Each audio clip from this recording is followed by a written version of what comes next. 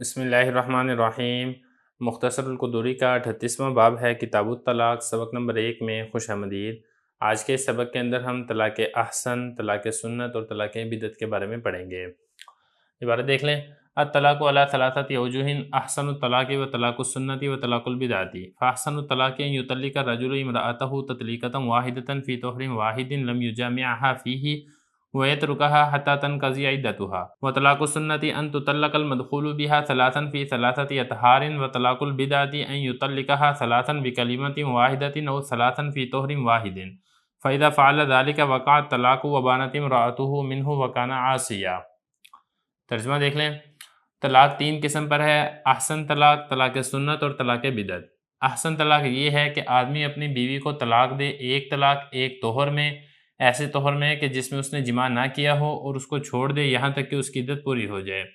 اور طلاق سنت یہ ہے کہ مدخول بہا کو 3 طلاقیں دی جائیں 3 طہروں میں۔ اور طلاق بدعت یہ ہے کہ وہ اپنی بیوی کو 3 طلاقیں دے ایک کلمہ سے، یا 3 طلاقیں دیں ایک طہر میں۔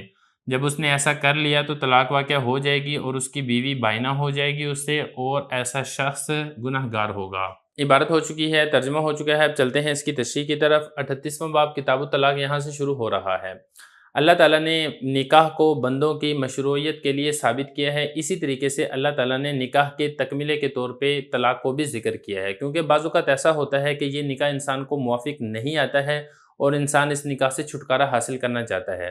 تو اس نکاح سے چھٹکارا کیسے حاصل کیا جائے گا اور اس کا حل کیا ہے؟ تو اس کے حل کے لیے اللہ تعالیٰ نے طلاق کی مشروعیت ثابت کی ہے، اور پھر یہ جو مشروعیت ہے، یہ جو طلاق ہے، اس کے بھی درجات رکھے ہیں تاکہ جو چھٹکارا ہے وہ ایک دم واقع نہ ہو بلکہ بتدریج واقع ہو، اور درمیان میں اگر صلح ہو سکے تو پھر انسان اس سے رجوع بھی کر سکے۔ تو اسی اعتبار سے طلاق کے 3 درجات ہیں۔ وہ کیا درجات ہیں وہ انشاءاللہ آگے چل کے سبق کے اندر آ جائیں گے۔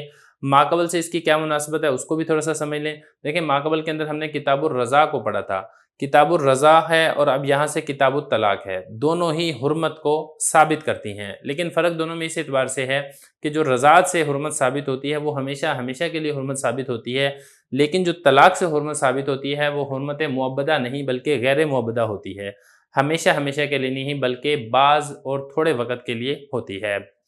یہ تو ہوگی ماقبل سے کیا مشروط تھی۔ اب آگے چلتے ہیں اس کی لغوی اور تحقیقی معنی کی طرف۔ طلاق کا لغوی معنی ہے گرہ کھولنا، آزاد کرنا، اور یہ جو طلاق ہے یہ اسم مصدر ہے، اور جو اس کا اصطلاحی معنی ہے وہ یہ ہے رشتہ نکاح کو ختم کرنا۔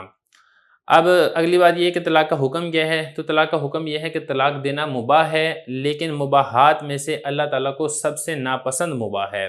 بہرحال یہ طلاق سے متعلقہ کچھ ضروری باتیں تھیں۔ اب چلتے ہیں کتاب کی عبارت کے حل کی طرف۔ یہ میں آپ کو بتا چکا ہوں کہ رشتہ نکاح کے ختم کرنے کو طلاق کہا جاتا ہے۔ اس طلاق کی 3 قسمیں ہیں۔ 3 قسمیں کون سی ہیں؟ ان میں سے ایک ہے احسن طلاق، دوسری ہے سنت طلاق، اور تیسری ہے بدعت طلاق۔ یہ ہوتی کیا ہے وہ آگے چل کے حضرت خود ذکر فرما رہے ہیں۔ تو فرما رہے ہیں طلاق لا ثلاثۃ اوجہ، یہ اوجہ یہ جمع ہے وجہ کی، صورت کو کہا جاتا ہے۔ طلاق 3 وجہ کے اوپر ہے، 3 قسم کے اوپر ہے۔ کون کون سا؟ ایک ہے احسن طلاق، دوسری ہے سنت طلاق، اور تیسری ہے بدعت طلاق۔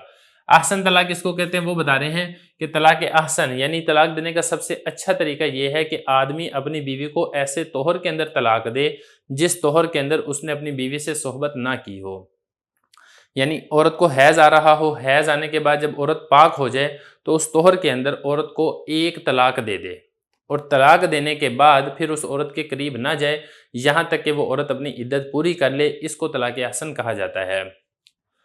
لیکن یہی فرما رہے ہیں طلاق احسن یہ ہے کہ آدمی اپنی بیوی کو ایک طلاق دے فی طہر واحد، ایک طہر کے اندر دے، ایسے طہر میں لم یجامعها فیہ جس میں اس نے اس سے جو جماع نہ کیا ہو۔ ذرا تھوڑی سی ضمیریں دیکھ لیں۔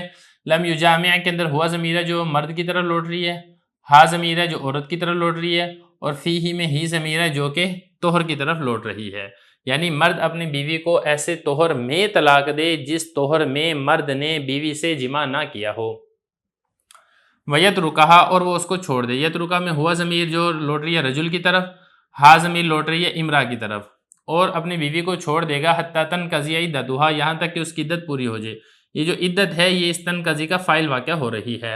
دوسری قسم دیکھیں، دوسری قسم ہے طلاق سنت۔ طلاق سنت یہ ہے کہ مدخول بہا عورت کو 3 طلاقیں دی جائیں 3 طہروں کے اندر، اور 3 طہر ایسے ہوں جس میں اس نے جماع نہ کیا ہو۔ مطلب یہ کہ بیوی کو حیض تھا، جب بیوی حیض سے پاک ہوئی آپ نے اس کو ایک طلاق دے دی، اب آپ اس کے قریب نہ جائیں یہاں تک کہ اس کی پاکی کی مدت ختم ہو جائے، اس کا حیض آ جائے، پھر حیض ختم ہو جائے، جب دوبارہ پاکی ہے، طہر کا زمانہ ہے، پھر اس کو دوسری طلاق دے دیں، پھر یہ طہر پورا ہو، حیض پورا ہو، اس کے بعد پھر جو تیسرا طہر آئے اس تیسرے طہر کے اندر پھر اس کو طلاق دے دی جائے۔ تو اس طریقے سے جب آپ 3 طلاقیں دیں گے تو یہ طلاق کی دوسری قسم ہے جس کو طلاق سنت کہا جاتا ہے۔ یہ فرمایا طلاق سنت کیا ہے؟ ان تطلق، طلاق دیجئے مدخول بہا کو 3 طلاقیں 3 طہروں کے اندر، اور وہ طہر بھی ایسے ہوں جس طہر کے اندر جماع نہ کیا گیا ہو۔ ایک بات یہاں پر اور سمجھ لیں کہ اس طلاق کو جو طلاق سنت کہا گیا ہے اس کا مطلب یہ نہیں ہے کہ اگر کوئی شخص اپنی بیوی کو اس طرح طلاق دے گا تو اس کو کوئی اجر اور ثواب ملے گا، بلکہ اس کا مطلب یہ ہے، سنت کہنا اس اعتبار سے ہے کہ اس طریقے سے طلاق دینا یہ جائز ہے۔ اگر کوئی اس طریقے سے طلاق دیتا ہے تو عند اللہ وہ مجرم اور گناہ گار نہیں ہوگا، یہ اس کا مطلب ہے۔ اس کے بعد آخری قسم دیکھیں طلاق بدعت۔ طلاق بدعت کو سمجھنا بڑا آسان ہے، وہ طلاق جو احسن طلاق نہ ہو اور طلاق سنت نہ ہو، وہ تمام کی تمام طلاق بدعت کے اندر داخل ہیں۔ اب اس کی صورتیں کیا بنیں گی؟ اس کی صورت یہ بنے گی کہ ایک کلمہ سے 2 طلاقیں دے دیں، تب بھی یہ طلاق بدعت ہے، یا اسی طریقے سے الگ الگ کلمہ سے 2 طلاقیں دیتا ہے یا 3 طلاقیں دیتا ہے، ایک طہر میں دیتا ہے تو یہ بھی طلاق بدعت ہے، یا اسی طرح اگر ایسے طہر میں طلاق دیتا ہے جس میں اس نے صحبت کر لی ہے تو یہ بھی طلاق بدعت ہے، یا اسی طریقے سے حالت حیض میں طلاق دے دیتا ہے تو یہ بھی طلاق بدعت ہے، یا اسی طریقے سے ایک کلمہ میں ہی اکٹھی 3 طلاقیں دے دیتا ہے تو یہ بھی طلاق بدعت ہے، یا اسی طریقے سے ایک طہر میں 2 یا 3 طلاقیں الگ الگ کلمہ سے دیتا ہے تو یہ بھی طلاق بدعت ہے۔ تو خلاصہ کہنے کا یہ ہے کہ طلاق احسن اور طلاق سنت کے علاوہ طلاق دینے کی جتنی بھی صورتیں ہیں یہ طلاق بدعت میں شمار ہوں گی۔ فرما رہے ہیں طلاق بدعت یہ ہے کہ اس عورت کو 3 طلاقیں دی جائیں ایک کلمہ کے ساتھ، یا 3 طلاقیں دی جائیں ایک طہر میں۔ تو یہاں پہ 2 صورتیں ذکر کی ہیں لیکن اس کی باقی صورتیں بنتی ہیں جو میں آپ کو بتا چکا ہوں۔ اچھا، یہ طلاق اگر اس نے دے دی ہے طلاق بدعت تو اس کا حکم کیا ہے؟